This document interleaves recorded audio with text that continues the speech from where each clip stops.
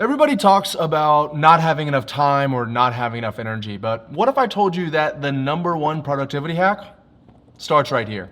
For years, I spent most of my time trying to time hack my way into success, where I was literally doing whatever I could to get an extra 1 or 2 hours in the day. Yet I was majoring in minor things, meaning that I was trying to do the smallest little things, hoping that that was gonna totally transform my day and my energy, and I was ignoring the big things like food or sleep that could totally transform how I spent my life. For years, I've worked out, and I put fitness and my health at like one of the number one things that I do inside my life, but I didn't actually put the connection between diet, fitness, and my business until about a year and a half ago when I started going really deep into books and I started studying the science of sleep, the science of diet, the science of keto, the science of intermittent fasting, and I literally used myself as a human experiment. And I did a control and I did a variable in order to figure out what is the most optimal eating strategy in order to get the most out of your day while still having the energy at 7, 8, 9, 10 o'clock at night.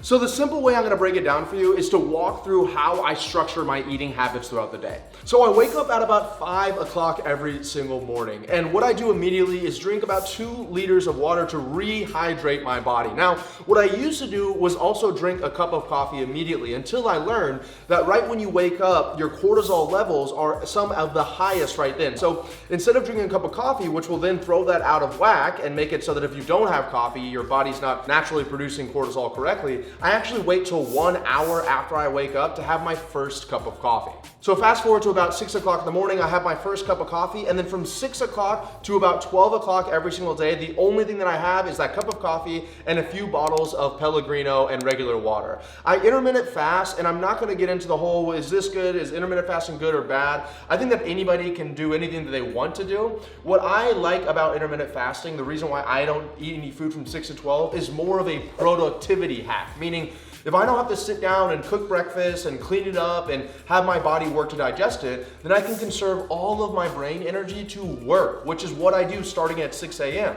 And some of my most deep work happens from 6 in the morning until 12. I don't open email, I don't open text messages, I don't open Slack, and instead I'm working on the biggest things inside my business that moves the needle forward, and thus I want to conserve the most amount of energy for that. Now, right at about 12 o'clock, I have my first thing of the day, which is a smoothie. I actually have my girlfriend pre-make these for me because she's incredible.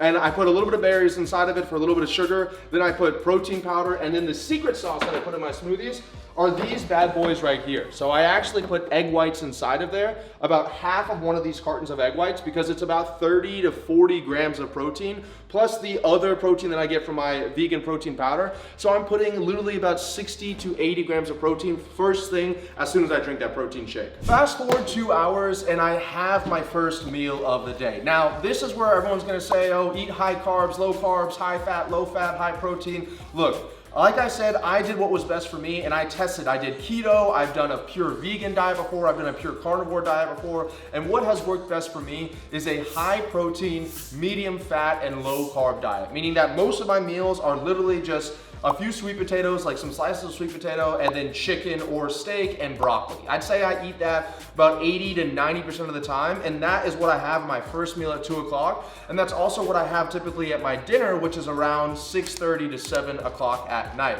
And when I do that, after I eat that meal, I still have energy throughout the day. So what I've noticed is that instead of eating something super heavy at lunch, or instead of eating something super high in carbs, if I keep it actually light in carbs and my body's not working so hard to digest it, I've noticed that I've had more energy for my workday. Then when I work out at about 5 or 5:30 at night, I still can get an incredible lift and use all of my energy there, and then immediately following that workout, I come back home and pop another one of these meals into the microwave or into the pan, and I eat my dinner for the day.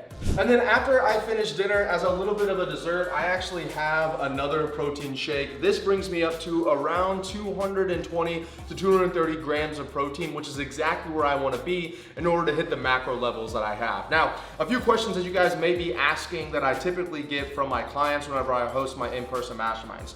Number one, no, I do not cook any of this food myself. I actually hire a private chef who cooks these meals at his place and then he delivers it to my house twice a week. Number two is that I don't drink whey protein. My body doesn't like, I'm a little bit lactose intolerant. So I actually met the founder of this company in San Diego. I used to work out at the same gym as him.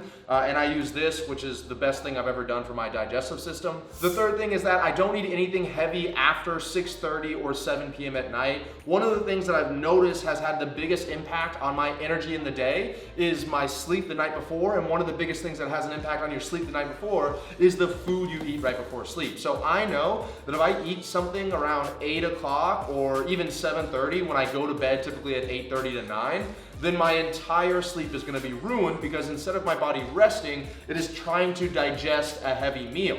It was actually my friend's birthday on Tuesday this week, and he invited me out to dinner at 7:30 at night, but I actually had to turn him down, and he understands why, because if you get to a restaurant at 7:30, that means that you're probably eating dinner at 8:15. That means that you're probably leaving at 8:45, 9 o'clock. So not only am I gonna be late into bed, but also my body's gonna be working hard to digest that food, and I knew that would throw me off for the next day as far as energy is concerned. Let me be clear, I'm not a nutritionist or a dietitian or a personal trainer or any of that stuff. These are things that I have done myself, and I've literally tested what works and what doesn't work, and then I documented it inside of my journal the next morning to see how I feel. But I would say is that if you feel like you don't have a lot of time or a lot of energy, or you feel a little bit of sluggish throughout the day, start paying more attention to what you're eating, and then also, if you're making a little bit of money, I cannot stress enough to start getting some meal preps, because sure, I could save, anywhere from $15 to $20 a meal by not getting a meal prep, but I also don't have to do grocery shopping, I don't have to do any cleaning up, and I can get my macros